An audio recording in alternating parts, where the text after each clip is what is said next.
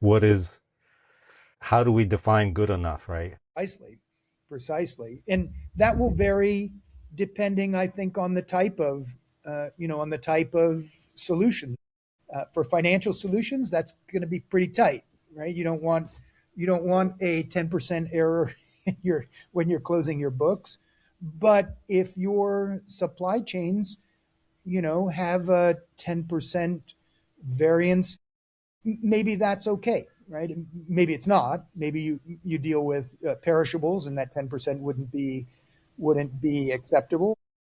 There'll be some just-in-time costs, but hopefully they'll be offset by the automation and the ability to get insight into, or to eliminate some of the friction in those processes.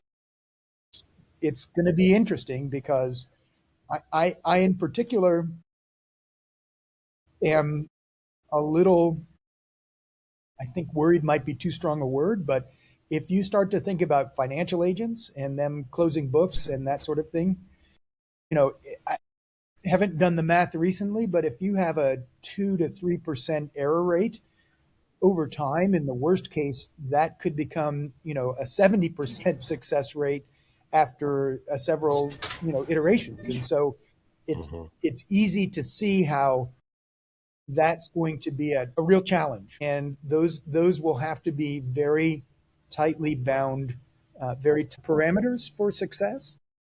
But then, of course, you have HITL, right? Human in the loop. And I think can't discount when you're testing that part of the process. And for financial solutions, for solutions that, affect people and human beings, the human in the loop is going to be important as well.